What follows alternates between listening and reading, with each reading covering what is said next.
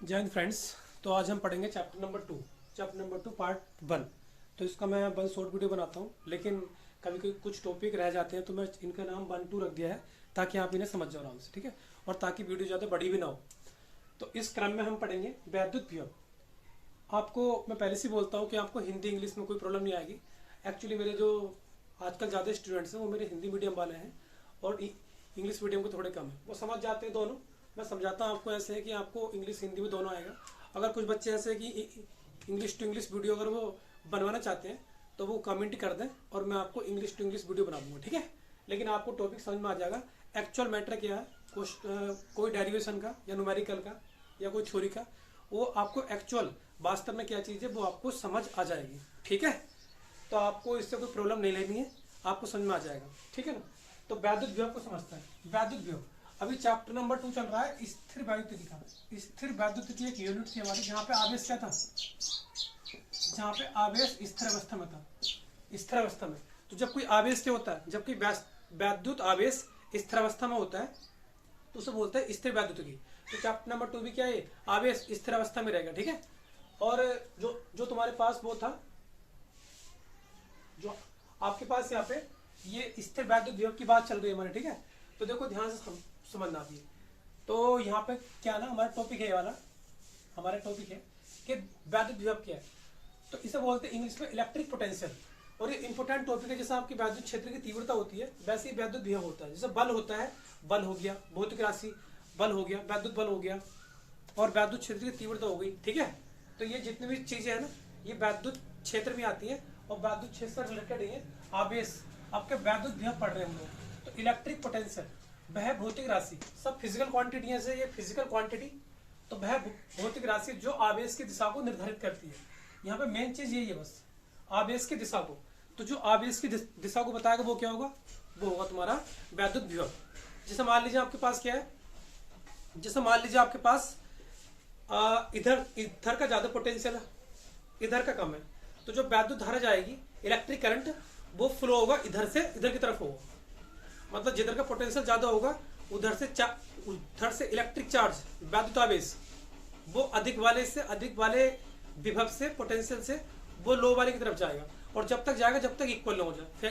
खैर ये तो इसकी फिजिकल इंपोर्टेंस है, मैं आपको बता दूंगा फिजिकल इंपोर्टेंस क्या, लेकिन हम पहले ये समझते हैं। तो आपको पता लग गया क्या बताता है, दिशा को निर्धारित करता है किसी। और इसकी दूसरी डेफिनेशन क्या है, दूसरी डेफिनेशन ये है इसकी, किसी आवेश को अनंत से वैद्युत क्षेत्र में लाने में जो कार्य किया जाता है तो वैद्युत विभव कहलाता है। जैसे मान लो आपके पास क्या है, ये हमारे पास क्या है,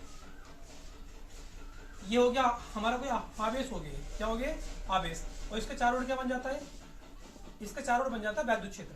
तो कोई आवेश है, इसको पहले से हम पढ़ते आ रहे हैं कि कोई आवेश होता है तो उसके चारों ओर एक गोलाकार क्षेत्र बन जाता है, गोलाकार क्षेत्र बन जाता है। तो मैंने एक काम किया, किसे उठाया ऐसे, ये परीक्षण आवेश आपको पहले से बताता आ रहा हूँ। 2 प्रकार के आवेश होते हैं, एक तो वो जो मेन होता है और एक वो होता है जिसके द्वारा एक्सपेरिमेंट होता है। तो उसे बोलते हैं टेस्टिंग चार्ज, एक्सपेरिमेंटल चार्ज, या बोलते हैं हिंदी में परीक्षण आवेश, ठीक है। तो यहाँ पे ये यूनिट आवेश है। यूनिट, जब किसी आवेश की वैल्यू नहीं पता होती है तो उसकी 1 कूलम मानते हैं, 1। अगर किसी की वैल्यू नहीं पता तो 1 यूनिट मानते हैं उसकी वैल्यू, 1 एकांक। एकांक का मतलब यूनिट, क्लियर है, ठीक है। तो हमारे पास कोई ये हमारे पास क्या है, एक चार्ज है, टेस्टिंग चार्ज है, और इससे अनंत से कोई परीक्षण आवेश को अनंत से किसी आवेश के वैद्युत क्षेत्र में लेके जाए, दूसरे वाले के लेके जाए। यानी कि इस वाले आवेश को अगर यहाँ लेके आओगे उठा करके, और जितना कार्य किया जाएगा W, जितना कार्य किया जाएगा W, तो किसको लेकर आए उठा के, एकांक परीक्षण आवेश को, मतलब Q0 को। और जितना वर्क डन किया गया, अब तुम इसे उठा के यहाँ लेकर आओगे तो कुछ तो काम करना पड़ेगा, काम करना पड़ेगा।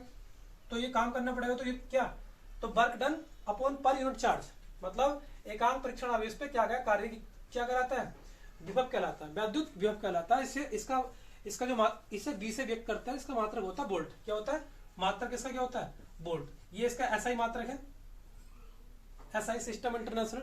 और वैसे इसका एक निकल जाएगा ऐसे, वर्ग का क्या होता है, वर्ग का जूल, और इसका क्या होता है, कूलम, वर्ग प्रति कूलम, ये इसका मात्रक होता है, ठीक है। जूल पर कूलम इसका मात्रक होता है दूसरा, और एक वोल्ट भी होता है, दोनों मात्रक सही है, ठीक है। तो आपको पता लग गया कि डायरेक्शन को बताता, रिप्रेजेंट करता है। और एक आवेश को अनंत से किसी वैद्युत क्षेत्र में लेके आते हैं तो जितना कार्य किया जाता है उसे क्या बोलते हैं, उसे बोलते हैं वैद्युत विभव, यानी W/Q। ऐसे ही बोल सकते हो कार्य, क्या गया कार्य और आवेश के अनुपात को ओके क्या कहते हैं, विभव कहते हैं। The ratio of work done and charge is called electric potential, भी से रिप्रेजेंट करते हैं ओके क्लियर है। अब देखो इसका इंपोर्टेंस क्या है, जैसे मान लो तुम्हारे पास, इसका डेरिवेशन में प्रूफ कराऊंगा आपको, हमारे पास ये कंडीशन, चलो इसको मैं फिनिश करता हूँ, आपको दोबारा बना के दिखाता हूँ, ठीक है दोबारा बना के दिखाता हूँ। तो हमारे पास ये मेन चार्ज है, ये मेन चार्ज हो गया, मेन चार्ज हो गया। अब ये डिस्टेंस कितनी r है, लेकिन हम इसको कहाँ लेंगे, अनंत तक लेंगे। कोई आवेश रखा, हम कहाँ मानते हैं, अनंत पे, क्यों पता ही नहीं हमें कहाँ, अनंत, और उसकी वैल्यू क्या मानते हैं 1। अब इसको उठा के यहाँ लाना है, तो हम डायरेक्टली उठा के लेके नहीं आ सकते, हम पहले क्या करेंगे, उसे इस बिंदु को ला के रख देंगे। मैंने यहाँ उठाया और यहाँ रख दिया, इसको ला करके, ठीक है रख दिया। अब यहाँ से लेके यहाँ तक डिस्टेंस कितनी पूरी है, x है। तो ये जब तुम इसको यहाँ ले आओगे उठा के, ये प्लस का है और ये प्लस का है, तो ये प्लस दोनों के बीच में कौन सा बल लगेगा, प्रतिकर्षण बल लगेगा, रिपल्सन, दो दूर हटा लेगा। मैंने बताया था सेम क्या करते हैं आवेश, दूर भाग आते हैं, और विपरीत मतलब अपोजिट वो आपस में अट्रैक्ट करते हैं। तो ये प्लस हो तो एक फोर्स लगेगा इधर को लगेगा फोर्स एक इधर को, और वो कौन सा फोर्स होगा, इलेक्ट्रिक फोर्स, जिसकी वैल्यू क्या होती है F=QE, पता होगा आपको। तो ठीक है, अब यहाँ पे जो ना, तो हम फिर भी बल इधर लग रहा है अपोजिट डायरेक्शन में, हम इसको इधर लेके आ रहे हैं, लेकिन फिर भी हम लिया इधर को, कितना लिया है, हम लिया इधर को इसे dx, ये क्या मतलब है dx, इसे dx हमने चला लिया, ठीक है dx हमने इसको चला लिया है, dx का मतलब है कि पूरा x है, लेकिन आपने कितना चला, छोटा सा, तो अगर कोई छोटा चलता d लगा देते हो उसका आगे, तो आपने दूरी कम चली dx। तो इसका मतलब है कि पहले आवेश को तुम क्या करते हो, आवेश को पूरा P पॉइंट तक लेके नहीं जाते हो, क्योंकि कुल कार्य नहीं निकल के आता, क्योंकि आपको अनंत से निकालना, लिमिट लगानी पड़ेगी, ठीक है। तो आपको dx छोटा चलना पड़ेगा, और उसके बाद में लगा दोगे लिमिट, समाकलन कर दोगे, इंटीग्रेशन मतलब, ठीक है। तो इंटीग्रेशन करके इसका कुल वैद्युत विभव निकल के आएगा फॉर्मूला, ठीक है ना। तो आप समझ गए होंगे। एक बात और समझो, फिजिकल इंपोर्टेंस क्या है इसका, फिजिकल इंपोर्टेंस ये है कि एक चालक ही है, कंडक्टर, क्या बोलेंगे इसे, कंडक्टर क्या होते हैं, जिनमें चार्ज फ्लो होता है, और नॉन कंडक्टर ये कंडक्टर ए है और ये कंडक्टर भी है। इसका पोटेंशियल शुरू में कितना है, 100 वोल्ट है, और इसका कितना है 50 वोल्ट है। तो ये चार्ज है ना, अभी तो इनका अकेला है, यहाँ पे एयर है, एयर में थोड़ी चार्ज फ्लो होता है, एयर में चार्ज फ्लो नहीं होता, ठीक है। देखो यहाँ से कंडक्टर नहीं करेगा, जितना चार्ज है इसका उतना रहेगा, इसका 50 इतना रहेगा। लेकिन अगर तुमने एक चालक तार द्वारा इसको जोड़ दिया, तार द्वारा इसको जोड़ दिया, तो यहाँ से चार्ज निकल के केवल चार्ज फ्लो होता है, ध्यान रखना, चार्ज ट्रांसफर होता है। अगर वोल्टेज कितना 100 है, इलेक्ट्रिक पोटेंशियल 100 है इसका, और इससे कितना है 50 है, तो इसका 100 से कम करने के लिए मैंने पहले बताया था कि दिशा को निर्धारित करता है कि चार्ज आवेश किधर से किधर जाएगा, ये डिपेंड करता है इलेक्ट्रिक पोटेंशियल पे। अगर इसका पोटेंशियल ज्यादा है ना, तो यहाँ से चार्ज निकल के इसमें जाएगा, और जब तक जाता रहेगा जब तक कि इक्वल हो जाएगा। जैसे मान लो इधर से क्या 25 निकला, इधर 25 आगे जुड़ गया, तो यहाँ कितना हो गया, यहाँ कितना बचा 75, और ये कितना बचा 75। अब कोई ट्रांसफर नहीं होगा, तो इसे बोलेंगे उभनिष्ठ विभव, क्या बोलेंगे, उभनिष्ठ, दोनों का समान हो गया, ठीक है। अब एक बात और समझ लो, पहले तुम डायरेक्टली इसको टेस्टिंग चार्ज को उठा के पहले यहाँ लाए, तो यहाँ पर डन हुआ, तो वोल्ट इसका क्या हो गया पोटेंशियल V1 हो गया, फिर यहाँ ले गया इससे, तो क्या हो गया V2 हो गया। तो अब दो पोटेंशियल हो गए 2 पॉइंट के, एक तो इस पॉइंट का और एक इस पॉइंट का, ये V1 ये V2। मान लो पहले कितना 50, बाद में कितना हो गया 100, तो कितना चेंज हुआ 100 हो गया, पहले 50 था तो 100 माइनस 50 बचा, यानी कि आप सेकंड वाले में से घटा दोगे, यानी कि ये क्या है डिफरेंस, ये डेल्टा का मतलब होता है डिफरेंस, अंतर, डिफरेंस इन पोटेंशियल। तो इसे बोलेंगे हम विभवांतर, क्या बोलेंगे इसे, पोटेंशियल डिफरेंस इन इंग्लिश, और विभवांतर क्या है इन हिंदी, विभवांतर। और विभवांतर का नाम क्या होता है, जब दो बिंदुओं का विभव घटा देते हैं, विभवांतर कहलाता है, अंतर, ओके, दो बिंदुओं का विभव का अंतर विभवांतर। और जो इसे बोलते हैं इंग्लिश में वोल्टेज बोलते हैं, क्या बोलते हैं वोल्टेज, ध्यान रखना वोल्टेज बोल देंगे। और जो अगर एक बिंदु का तो उसे विभव बोलेंगे, लेकिन अगर वो क्या है दो बिंदु का अंतर ले लिया तो वोल्टेज बोलेंगे, ठीक है। अब मुझे लगता है कि आपको समझ में आ गया हो कि वैद्युत विभव क्या है। वैद्युत विभव सिंपली आवेश को बताता किधर जाना।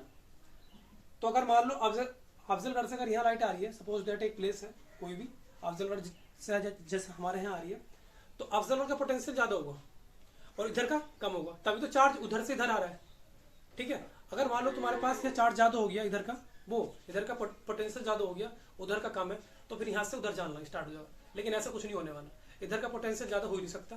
क्यों? क्योंकि यहाँ पे इतने इंस्ट्रूमेंट नहीं है। ठीक है, थैंक यू इसे समझने के लिए। अब देखो आगे आ जाओ, एक बिंदु आवेश के कारण विभव। तो एक बिंदु आवेश के कारण विभव, तो हम क्या करते हैं, जैसे मैंने वैद्युत क्षेत्र की तीव्रता निकाली थी, एक बिंदु के लिए निकालते हैं।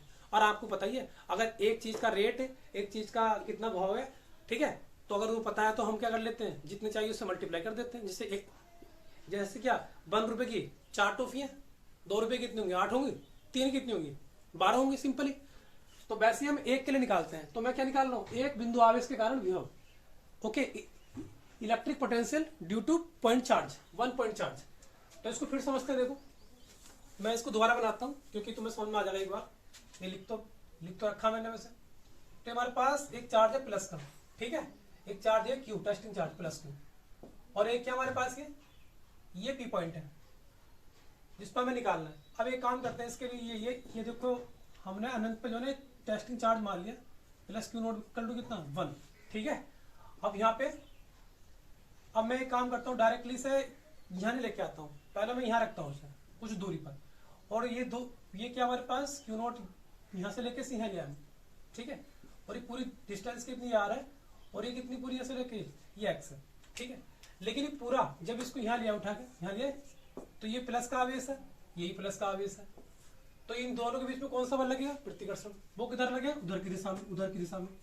तो कर लो देखो इसे इधर लगा लो, बल किधर लगेगा, इधर लगेगा, और ये कितना होगा, एफ बराबर कितना होगा, क्यू ई, ठीक है। और ये किधर लग रहा होगा, लेकिन फिर भी तुम इधर लेके आ रहे हो इसे, मतलब प्लस प्लस है तो दूर जाना चाहिए, लेकिन फिर भी इधर लेके आ रहे हो। तो ये इधर लेके आ रहे हो तो कितना चला इधर को, सपोज दैट इधर को चला इधर इतना, इसे बोलेंगे तुम dx। क्या बोलोगे इसे, dx। dx का मतलब ये पूरी x है, लेकिन ये पूरी x तो चला नहीं, तो x का कुछ पार्ट चला, मतलब dx बोल दोगे, ठीक है। तो पहले एक काम करेंगे, इस पे निकालेंगे तुम कार्य, और फिर लगा दोगे उसका इंटीग्रेशन, और बस हो जाएगा, ठीक है, समाकलन इसका। तो आप जानते हो पहले इन दोनों के बीच फोर्स क्या होगा, इन दोनों के बीच फोर्स क्या होगा, इन दोनों के बीच फोर्स, इसकी वैल्यू कितनी, 1 कूलम है, टेस्टिंग चार्ज की वैल्यू कितनी 1 है। तो आप पहले इनके बीच में फोर्स निकाल लो, डिस्टेंस कितनी है इनके बीच की दोनों की, ये वाला x है, और ये q और ये q नोट है। तो निकालो फोर्स, F इक्वल टू कितना आएगा, k q नोट अपॉन कितना है x स्क्वायर। अब यहाँ पे क्या रख दोगे आप लोग, q नोट की जगह 1 रख दोगे, क्यों, ये टेस्टिंग चार्ज है इसलिए।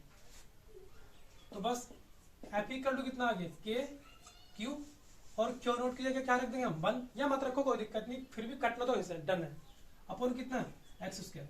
ये क्या आ गया हमारे पास निकल के, फोर्स निकल के आ गया। अब आपको पता है सिंपली कि वर्क डन का फॉर्मूला क्या होता है, वर्क डन का फॉर्मूला होता है कार्य बराबर बल गुणा विस्थापन, कार्य बराबर बल गुणा विस्थापन, ये होता है बल गुणा विस्थापन, कार्य बराबर बल गुणा विस्थापन होता है, ठीक है। यानी कि W बराबर डी डब्ल्यू, कुल कार्य तो निकाल रहे हैं यहाँ पे, बल क्या होता है, एफ वेक्टर डॉट और कितना dx, विस्थापन कितना हुआ है, कितना डिस्प्लेसमेंट हुआ dx, और यहाँ लगा देंगे तुम इंटीग्रेशन, ठीक है, इंटीग्रेशन। और आपको पता है इस बात का, मैं इसे आगे कर देता हूँ। आपको एक बात पता है कि डॉट हटाते हैं तो क्या कर देते हैं, F D x cos theta, ठीक है। अब यहाँ पे कितना एंगल बनने आए, ये पूरा एंगल कितना बनने आया, ये बन गया 180 का, 180 डिग्री का एंगल बन गया। क्या रख दोगे यहाँ पे तुम इसे, थीटा इक्वल टू कितना रख दोगे, 180 डिग्री रख दोगे, कितना आएगा, डी डब्ल्यू बराबर, यहाँ भी इंटीग्रेशन लगा लो आप, डी डब्ल्यू बराबर क्या आएगा, एफ की जगह रख दो आप, एफ की जगह क्या रखूं, बैल रख दो ऊपर वाली, और के क्यू, और ये क्लोज इंटीग्रेशन नहीं लगेगा, और इसमें यूनिट भी लगा लो, और लिमिट भी लगा दो, लिमिट क्या, इन्फिनिटी से कहाँ लेके आ रहे हो तुम इसे, आर तक लेके आ रहे हो, इन्फिनिटी से आर तक, इन्फिनिटी से आर तक लेके आ रहे हो, इन्फिनिटी से आर तक लेके आ रहे हो। और ये कितना, एफ की वैल्यू आपने रख दी, एफ की जगह रख दिया, और dx और अपोन में कितना है एक्स स्क्वायर। और कोस जब 180 रखोगे तो कोस 180 की वैल्यू होती है -1, क्या होती है, -1, तो वो शुरू में लगा दी मैंने, ठीक है। अब बस इसका इंटीग्रेशन करना मुझे, तो मैं इसका आगे कर देता हूँ, थोड़ा स्पेस नीचे कम है, तो -k क्यू पहले मैंने ऐसे करा कि इसे ऊपर ले आया और ये एक्स पावर कितना -2 और dx। अब देखो इसका एक फॉर्मूला होता है, फॉर्मूला ये है कि इसमें आप +1 कर दो। चलो यहाँ पे ये कट जाएगा इससे और क्या बचेगा, w बचेगा, क्योंकि एक के लिए इंटीग्रेशन और डिफरेंशिएशन दोनों इक्वल होते हैं, तो आप कट कर सकते हो, कोई दिक्कत नहीं, नो प्रॉब्लम। -k³ और ये कितना यहाँ पे x पावर -2 + 1 और अपॉन में कितना -2 + 1। और जैसे ये करते हैं लिमिट रख देते हैं फिर यहाँ से, अब बस लिमिट रख दो यहाँ पे, तो w इक्वल टू कितना आ गया -k³, ये कितना बचेगा यहाँ से x पावर -1 और अपॉन में कितना -1 और लिमिट कितनी इन्फिनिटी से लेकर r तक। w बराबर क्या आएगा -k³ और ये नीचे पहले ये वाला माइनस इसको प्लस कर देगा और ये क्या हो गया 1/x और ये ऐसे, फिर लिमिट रख दो आप ऐसे, यहाँ कर देता हूँ मैं इसे, इधर इधर इधर देखो, w इक्वल टू कितना k³, पहले ऊपर की लिमिट रखो यहाँ पे, तो 1/, कितना r और माइनस कितना 1/, इन्फिनिटी, और 1/, जिसका अपॉन में इन्फिनिटी वो 0 हो जाता है, तो w इक्वल टू कितना आ गया इससे k³ बटे कितना r, ये आ गया। अब तुमने वोल्टेज निकालने फॉर्मूला क्या सीखा है, तो वोल्टेज निकालना सीखा आपने, वी नो दैट, हम जानते हैं, क्या जानते हो तो जानते हैं कि फॉर्मूला बताया था मैंने आपको, v इक्वल टू कितना होता है w बटे q0, q0 की वैल्यू 1 होगी तो बचा w, यानी कि जो क्या गया कार्य है वो इसके बराबर आ जाएगा, v बराबर कितना w बटे 1 और v इक्वल टू कितना आ गया, चलो बस हटा दो इसे 1 को, तो v w की वैल्यू कितनी निकल गई है, w की वैल्यू आई k³ और अपॉन r, जो मैंने पहले लिखा था कि हमें प्रूफ क्या करना है, वो प्रूफ करने के लिए आगे ये प्रूफ करना था हमें, एक बिंदु आवेश के लिए ये होता है, k की वैल्यू रख दो 1/4 पे एक्सप्लेन नोट के, ठीक है, तो हमारा ये आ गया।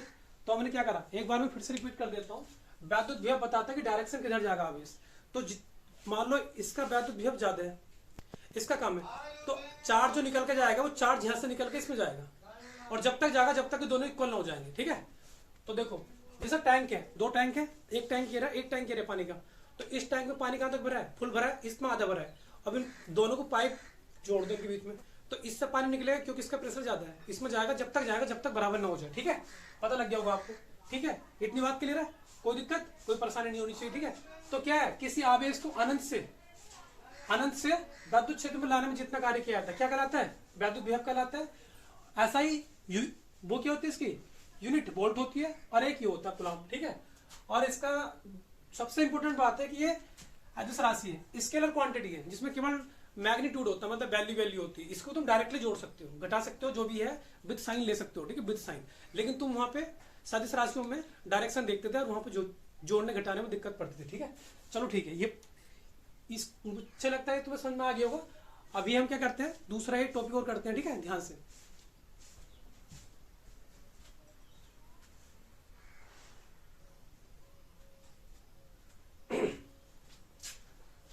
तो फ्रेंड इसमें जो ना हमने क्या करा कि नेक्स्ट टॉपिक जो ना बहुल आवेशों के लिए वैद्युत विभव, पहले एक के लिए निकाला था और हम अब बहुत सारे निकाल रहे हैं, मतलब electric potential due to multiple of charges, बहुत सारे चार्ज ले लिए तो एक सिस्टम ले लिया, सिस्टम ऑफ चार्जेस, इसमें Q1 Q2 Q3 Q4 Q5 Q1 तक ले लिया, और इस पी पे क्या निकालना है, इलेक्ट्रिक पोटेंशियल निकालना है, डिस्टेंस कितनी इनकी R1 R2 R3 ऐसा करके Rn तक ले लिया, ठीक है। तो by using 1 point charge formula, जो आपका एक चार्ज के लिए होता है, तो ये वाला फॉर्मूला होता है। पहले निकाला आपने Q1 के लिए, Q1 का है तो k³ बटे R1, फिर दूसरे के लिए निकाला माइनस का, तो माइनस लेंगे आप, ध्यान रखना इसके जो क्वांटिटी है k/Q2 upon R2, और तीसरे के लिए V3 इक्वल टू कितना k/Q3 upon R3, फिर डैश कर दिया n तक k/Q1 upon Rn, जोड़ दो सबको ना, बस ये कॉमन आ गया, बस आंसर आ गया वोल्ट में, ठीक है। वैद्युत द्विध्रुव के कारण विभव, द्विध्रुव जैसा आप जानते हो कि द्विध्रुव के 2 ध्रुव होते हैं, जैसे a माइनस का, a प्लस का, बीच की डिस्टेंस कितनी होती है 12, और ये मिड पॉइंट का मान लिया मैंने इसका O, तो ये कितनी होगी, इधर की भी कितनी हो गई ये L और ये भी L। तो एक काम करेंगे, जिस पॉइंट पे विभव निकालना, एक्स की स्थिति है ना, अक्षीय 2 तरीके होते हैं विभव निकालने के, जैसे वैद्युत क्षेत्र की तीव्रता निकालने के 2 तरीके थे, तो वैद्युत विभव निकालने के 2 तरीके हैं, तो एक तो होती है अक्षीय स्थिति और एक होती है निरक्षीय।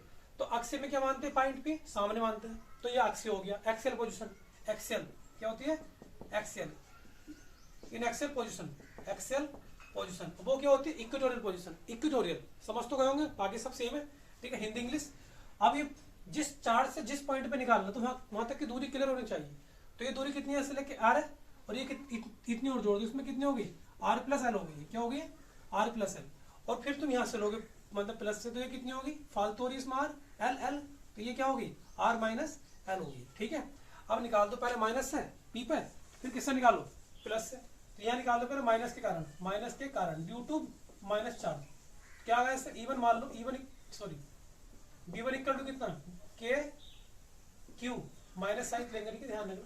और डिस्टेंस कितनी है अपोन में, डिस्टेंस में अपोन में डिस्टेंस क्या आर प्लस एल, ठीक है। और b2 क्या आगा निकल के प्लस से क्या निकल के आगा, तो के क्यू अपॉन कितना है आर माइनस एल।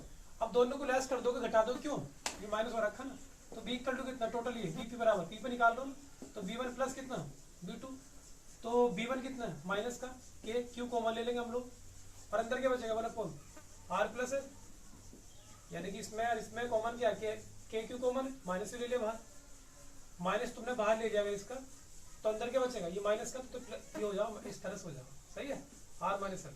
अब इसका जरा एलसीएम लो, मैंने इसे डायरेक्टली क्या नहीं है क्योंकि तुम्हें एलसीएम लेना बताना, ठीक है कैसे लेते हैं। अब यहाँ पे यहाँ से आर प्लस एल और आर माइनस एल क्या ले लेंगे एलसीएम ले लिया, इसकी मल्टीप्लाई कर, इसकी मल्टीप्लाई कर, तो क्या आगा आर माइनस एल और माइनस आर माइनस एल, ठीक है। तो यहाँ से कट गया आर से आर कट गया, ओके। तो बीपी इक्वल टू कितना आ गया माइनस के क्यू और गुणा कितना माइनस एल कितना हो गया माइनस के 12, और अपोन में कितना ए प्लस बी है माइनस बी, तो ए स्क्वायर माइनस क्या हो गया बी स्क्वायर। अब बीपी इक्वल टू कितना आ गया माइनस माइनस क्या हो गया प्लस के और 2ql और अपोन में कितना है यहाँ तो आर स्क्वायर, और आपको तो पता ही कंडीशन लगाते हैं आर बहुत बड़ा होता है किससे एल से, तो एल की जगह क्या रख दें 0, तो यहाँ नीचे रख दिया मैंने 0 बस, तो क्या आ गया ऐसे बीपी बराबर के और पी बराबर कितना होता है 2ql, तो बस रख देंगे यहाँ पे कितना p और अपोन में कितना आ गया आर स्क्वायर। तो निरक्षीय स्थिति में क्या आ गया, अक्षीय स्थिति में ये वैद्युत विभव आ गया, और निरक्षीय स्थिति में क्या मानते हैं ये वैद्युत द्विध्रुव हो गया, माइनस का आवेश प्लस का आवेश बीच की दूरी 12, तो ये अगर मध्य बिंदु है ये वाला, तो ये कितनी होगी एल, ये भी एल, और जिस मध्य बिंदु से निकालते हैं ऊपर पी पॉइंट पे दूरी क्या मान लेंगे आर, तो पाइथागोरस प्रमेय से अगर तुम ये निकालो कर्ण, तो आर का स्क्वायर लंब का स्क्वायर प्लस आधार का स्क्वायर, तो ये भी सेम आएगा ये भी सेम आएगा। तो यहाँ पे आवेश भी समान है